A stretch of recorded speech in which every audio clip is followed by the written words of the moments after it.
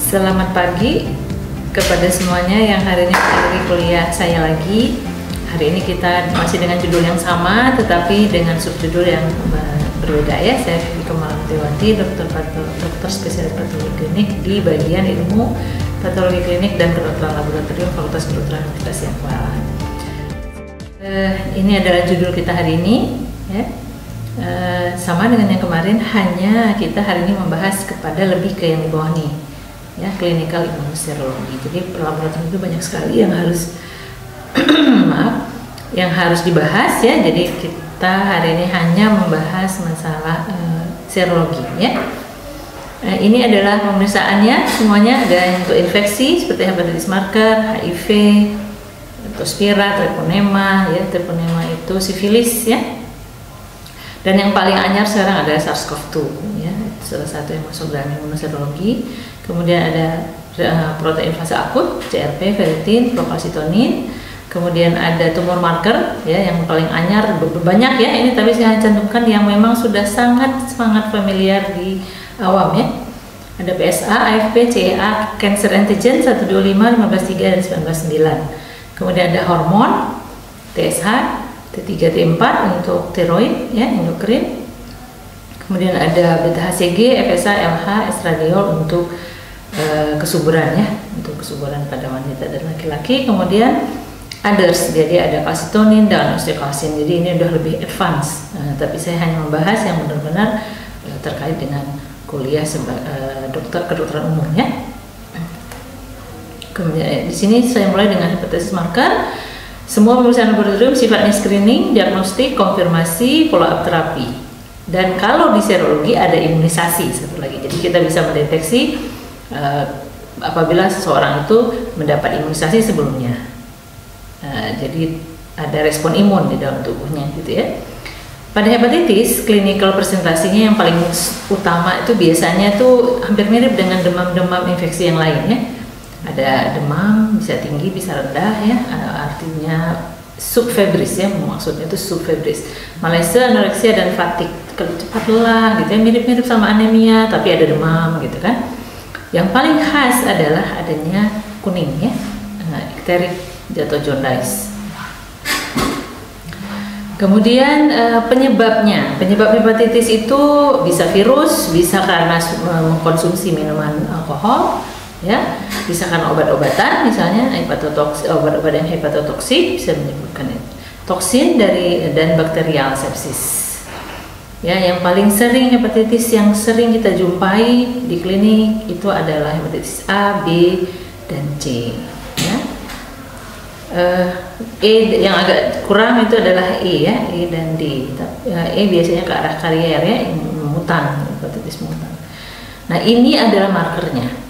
Ini marker-markernya yang sangat-sangat kita butuhkan, terutama dokter-dokter hepatogastro ya, dokter konsultan hepatogastro, dokter penyakit dalam, dokter anak yang agak sering akan membutuhkan ini.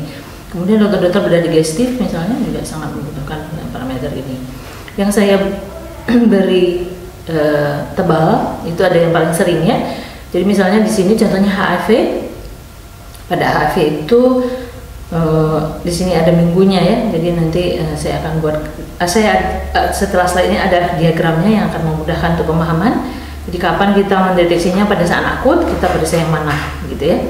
Misalnya di sini HIV harus pada bulan pertama ya, jadi minggu pertama, 4 minggu pertama di awal infeksi ya. Kadang-kadang kalau hepatitis di awal-awal tuh belum kelihatannya, cuma lemas gitu ya. Belum ada kuning ya, belum ada icteric, jadi belum kelihatan. Nah itu biasanya suka positif nih ya, di akut ya, biasanya di akut, aplikasinya secara klinis di akut. Kemudian ada HIV, tergantung ada IgG dan IgM. Kemudian ada HBsAg untuk hepatitis B ya.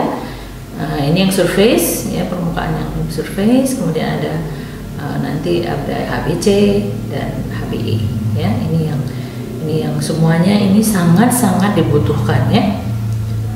Di sini ada yang untuk imunisasi, biasanya tulisannya convalescent stage. Nah, gitu kan? Ya, itu biasanya kalau contoh yang paling sering adalah kalau kita mendapat imunisasi hepatitis, kita akan periksanya bukan HBsAg tapi anti HBs, anti terhadap HbS-Ag-nya ya. Jadi kalau misalnya mau imunisasi, jangan langsung imunisasi, periksa dulu anti HbS-nya. Periksa anti HbS, kalau imunnya masih sudah terbentuk imun atau imunnya sudah ada sebelumnya, artinya sudah mendapat imunisasi sebelumnya, anti HbS-nya masih tinggi, artinya belum perlu tuh kita imunisasi ya. Kadang-kadang kita ragu di bulan kapan gitu ya, tanggalnya lupa gitu, atau misalnya dokternya nggak gitu yakin, diulang dulu anti HbS-nya. Atau bila ternyata untuk dosis imunisasinya, hepatitis 3 dosis ya, bulan pertama, bulan kedua 3 bulan, kemudian untuk 6 tahun ya, untuk maintenance. Nah, biasanya kalau anti HbS udah turun 0 sama sekali atau sangat rendah ya, tidak ada efek imunnya, dia harus diulang ketiganya. Tapi kalau misalnya enggak, biasanya juga cukup 1 dosis ya untuk maintenance saja. Itu pemanfaatan dari marker-marker dari hepatitis ya. Nah, ini dia yang saya bilang tadi, saya buatkan diagram. Kemarin di kuliah kimia klinik kita sudah membahas masalah marker hepatitis yang lain, yaitu AST dan ALT, juga LDH ya. Nah, biasanya pada hepatitis nggak cuma berdiri sendiri, biasanya screeningnya tetap pakai OTPT dulu, AST, ALT, nanti ada iterik atau meningkat. Biasanya kalau enzim harus diingat enzim, apapun enzimnya, di sini kan LDH ya, laktat dehidrogenase, yang ase ujungnya bisa enzim. Nah, kalau periksa enzim, meningkatnya baru sedikit, misalnya nilai normalnya 3-6 ya, 3-6. Meningkatnya di 8, kita jangan panik dulu, barangkali kurang istirahat ya. Jadi ada efek dari tubuh bila kita sedang stres, kurang istirahat, kerjaan lagi banyak gitu ya, naik enzim-enzim tuh di dalam tubuh kita. Tapi kalau dengan efek yang bersifat nilainya, ada nilai klinisnya, itu biasanya 2-3 kali dari nilai normal. Jadi kalau 3-6, dia harus meningkat minimal 12 atau 24, di atasnya itu baru bermakna klinis. Jadi kalau enggak, jangan nanti kamu ngomong ke pasiennya, ibu hepatitis, jangan, kasihan ya. Jadi suruh istirahat, barangkali ya iktariknya mungkin nanti akan membaik, karena pada umumnya penyakit virus ya itu biasanya self-limiting disease ya. Jadi kalau virusnya cuman ya tidak terlalu membuat kelainan klinis, tidak membuat abnormalitas pada aktivitas sehari-hari, dan obatnya juga virus nggak ada ya, dokter juga udah pada tahu, hanya obat-obat maintenance saja, jadi sebetulnya nggak perlu, cukup istirahat, diberikan imun yang baik, dia akan membaik kembali ya pasiennya. Jadi ini sangat penting nih kalau kita sebagai dokter memahami pemanfaatan dari parameter laboratorium ya. Di sini contohnya nih ya, HbS-Ag-nya udah naik gitu ya, yang umum muda ini ya, tapi kalau HbE-nya juga, tapi kan masalahnya kita kan pakai BPJS ya, tidak full covered, tidak full dibayar oleh pemerintah ya. Itu kita harus pilih. Jadi kita sebagai dokter harus memilih mana nih dari semua ini yang kita butuhkan. Caranya yang mana? Yang tadi, yang tabel pertama. Saya nggak bisa balikin. Kata operatornya, dokter nggak bisa balikin slide-nya. Jadi nanti bisa diulang ya, melihat videonya. Nah, di situ akan ada pilihan-pilihan. Kapan nanti misalnya keluhannya 4 minggu demamnya ya, naik turun gitu, atau misalnya cuma baru 2 minggu, atau mungkin malah udah 3 bulan. Nanti bisa dipilih mana marker hepatitis yang dibutuhkan untuk pasien tersebut ya, nanti dipilih. Jadi jangan semua, karena ini 200.000, wah marah BPJS-nya ya, nggak mau bayar dia ya. Sekali jalan cuma 300.000 ya, kalau nggak salah ya. Jadi pilihlah ya, bijaklah dengan parameter pemeriksaan laboratorium ini ya. Nah, di sini selain tadi saya sebutkan hepatitis marker, juga harus sebelumnya di screening dulu dengan AST dan ALT, lebih murah ya. AST ALT mungkin sekitar 40-60.000, 2 baru 120. Di situ akan kelihatan. Nah, lanjutannya untuk konfirmasi atau untuk diagnosis pasti baru nanti kita periksa dengan marker dari enzim-enzim hati ini ya. Kemudian di sini kita lanjutkan dengan pemeriksaan reaktan fase akut. Kemarin kita udah bahas LED di kuliah hematologi. Nah, di sini juga ada, jadi banyak tuh ya, reaktan fase akut itu ada yang spesifik, ada yang tidak spesifik. Umumnya sih nggak spesifik ya, umumnya nggak spesifik. Tapi sangat bermanfaat ya, sangat bermanfaat pada saat misalnya gejala klinisnya masih tidak terlalu jelas ya. Jadi kita mau periksa yang mahal misalnya, sayang gitu ya, jadi masih bisa buat screening biasanya, misalnya buat screening. CRP ya, saya awali dengan CRP, si reaktif protein ini lagi populer semenjak COVID kemarin ya. Sebetulnya udah lama sekali dipakai ya, sudah lama sekali dipakai.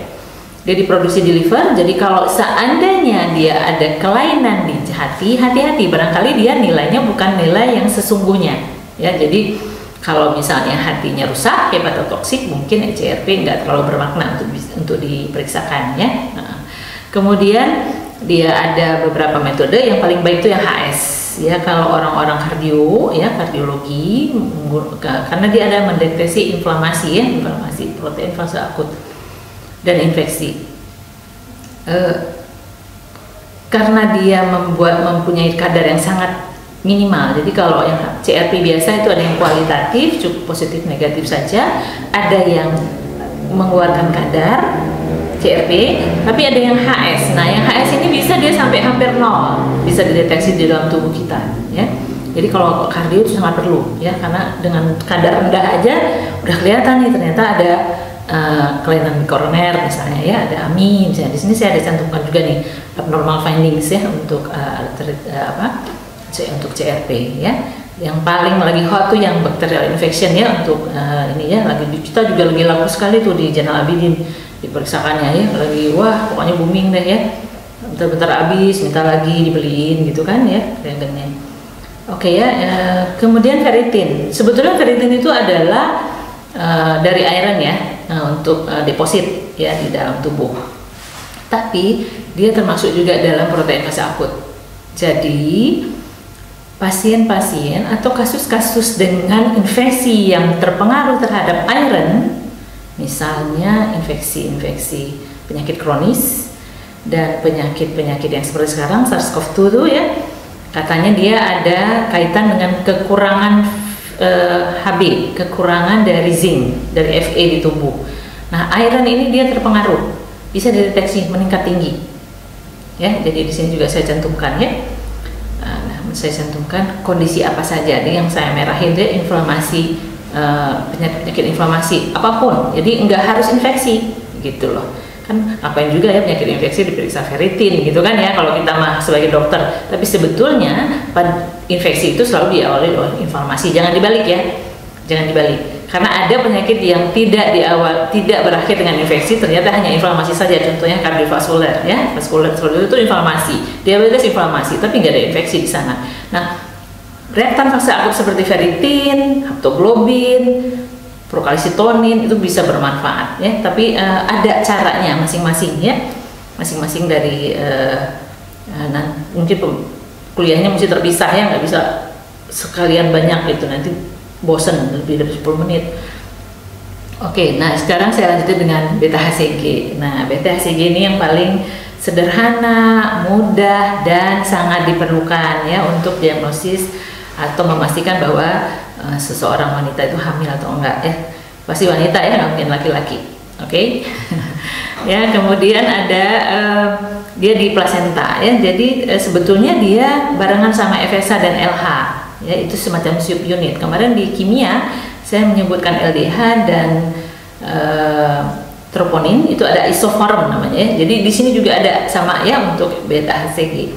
Nah, beta HCG yang spesifik di beta itu ya sel beta, makanya beta HCG kalau di dalam darah. Tapi kalau di dalam urin nggak pakai beta, cuman HCG saja. Jadi nanti ada mahasiswa kedokteran jangan lupa waktu mintanya ya, perlunya yang mana, HCG aja atau beta HCG. Yang jelas lebih sensitif yang beta yang di dalam serum, di dalam darah ya. Nah, itu harus.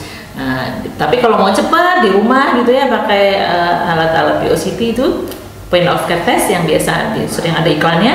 Nah, itu bisa pakai urin ya, itu bisa di rumah sendiri, pasiennya bisa minta kita mintakan untuk memeriksakannya sendiri di rumah. Ya, ini ada peningkatan kapan aja ya, termasuk kayak MOLA, KET ya, ini membutuhkan pemeriksaan beta HCG. Ini memang harganya lebih mahal ya, karena menggunakan advance, jadi udah semi otomatis atau otomatis pemeriksaannya ya, sampai dengan fetal death ya. Jadi kadang-kadang kalau MOLA itu sampai berkali-kali ya diperiksanya ya. Nah, biasanya di laboratorium itu kita udah buatkan karena nilai rujukannya berubah Misalnya molanya datang sekarang, pasien molanya dilakukan kuretase, dia nggak langsung turun, ya patomekanismenya gitu, nggak langsung turun beta HCG-nya karena molanya, bukan karena kehamilan yang sesungguhnya, kehamilan palsu ya katanya gitu ya. Nah itu sekian minggu nanti diulang, sekian minggu nanti diulang, sampai nanti sekitar 3 bulan sampai 6 bulan diulang lagi. Nah nilai rujukannya juga berubah karena fase dari proses molanya juga berubah. Biasanya nanti di laboratorium harus dicantumkan, ada di sebelah paling kanan di nilai rujuk, di sebelahnya nilai rujukan, ya itu harus sangat diperhatikan dengan baik. Kalau nggak ada, datangi laboratoriumnya, tanya kenapa ini nggak ada, kami butuh gitu ya. Oke, sekarang kita masuk ke tumor marker. Ya, tumor marker itu banyak tadi ya, ada PSA ya termasuk ya, prostat, spesifik antigen, ada AFP. Nah kalau AFP itu biasanya yang dibawa dari janin. Harusnya AFP itu hilang setelah dewasa, tapi ada yang nggak hilang. Dan karena proses macam trigger dari segala macam ya, infeksi ya, dari stres ya, dari terutama genetik misalnya yang tertrigger di dewasa, dia akan menjadi tumor ya, tumor yang berasal dari AFP itu. Kemudian nanti ada lagi tadi CEA, sama juga ya, korioembryonik. Dokter-dokter ahli seperti digestif ya, bedah-bedah digestif ya, itu sangat membutuhkan tuh ya. Onkologi juga sangat butuh dengan pemeriksaan tumor marker ya. Highly spesifik katanya gitu ya, kriterianya harus sensitif karena harusnya dia ditemukan nih ya, di sebelah kanan kolom kanan itu saya cantumkan, must be detectable in body fluid, jadi harusnya ada. Nah kalau sampai ada, kan dia sifatnya screening kan, kecil aja dia pasti terdeteksi. Memang di laboratorium ada namanya limit deteksi dari setiap reagensian ya, jadi vendor yang mana bikin yang mana, makin rendah kemampuannya ya, makin sedikit analit yang bisa dideteksi, itu biasanya makin mahal harga reagennya ya. Jadi nah harusnya dengan screening dia udah pasti ada presence of cancer in asymptomatic patient, jadi belum ada kelihatan apa-apa dideteksi kelihatan harusnya ya. Jadi nggak harus udah kelihatan cancer baru periksa, nggak, kebalik, justru kebalik ya. Jadi kalau ragu nih ke arah mana, ini boleh diperiksakan, dipilih untuk diperiksakan ya. Macam-macam ya, ada yang bersifat enzim, hormon, ada yang protein ya, ada macam-macam untuk tumor marker ini ya. Ini secara umum di, apa namanya, sampai kadang-kadang lokalisasi yang seperti AFP tadi, jadi langsung tahu ternyata itu dari apa, dari embrio, dari hepar gitu ya, dari langsung kelihatan. Nah kalau AFP-nya yang meningkat, cuman dia itu kalau udah ke arah imunosero tuh pemeriksaannya suka lebih mahal, reagensinya juga lebih mahal karena prosesnya juga lebih lama sekalipun dengan alat autoanalisa. Alhamdulillah saya nggak panjang karena banyak nanti tambah berat ya kepalanya. Mudah-mudahan bermanfaat kuliah hari ini. Nanti kita bisa buatkan lagi kuliah yang lain untuk memperdalam ya. Yang ini yang lebih penting adalah bahwa apa yang saya sampaikan ini itu yang paling sering sampai hari ini dimintakan oleh dokter klinisi di laboratorium ya. Saya tutup. Assalamualaikum warahmatullahi wabarakatuh.